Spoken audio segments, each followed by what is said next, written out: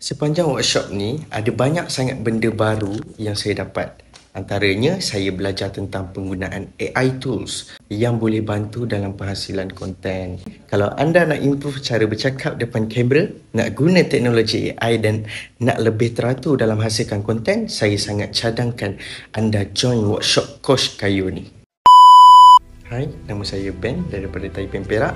Sekarang saya bersama Multimedia Water College dan hari ini saya nak kongsi sedikit pengalaman saya selepas join workshop Speak to Influence on Camera bersama Coach Kayo.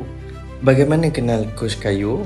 Okey, sebenarnya saya mula kenal dengan Coach Kayo ni melalui recommendation daripada Water College sendiri. Mereka yang saja saya untuk join sebab katanya banyak benda baru saya boleh belajar, terutamanya tentang konten dan cara bercakap depan kamera. Jadi saya pun cuba daftar dan Alhamdulillah memang betul, pengalaman dia sangat berbaloi. Sepanjang workshop ni, ada banyak sangat benda baru yang saya dapat. Antaranya, saya belajar tentang penggunaan AI tools yang boleh bantu dalam penghasilan konten. Selain tu, saya juga belajar step by step video production flow daripada peringkat idea rakaman, editing sampai ke posting.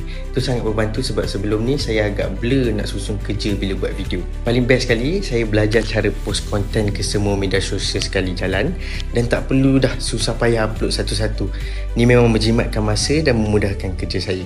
Dan yang penting sekali, saya belajar cara untuk bercakap depan kamera dengan nada yang betul. Kalau dulu saya rasa janggal dan kaku, tapi sekarang lebih yakin, lebih natural dan tahu macam mana nak tarik perhatian audiens. Kalau tanya saya, memang saya akan recommend workshop ni kepada orang lain.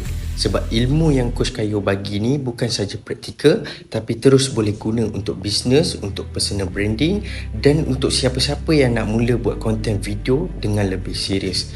Jadi, kalau anda nak improve cara bercakap depan kamera, nak guna teknologi AI dan nak lebih teratur dalam hasilkan konten, saya sangat cadangkan anda join workshop Coach Kayo ni. Terima kasih kepada Coach Kayo, harapnya saya boleh terus apply apa yang dah dipelajari. Jumpa lagi.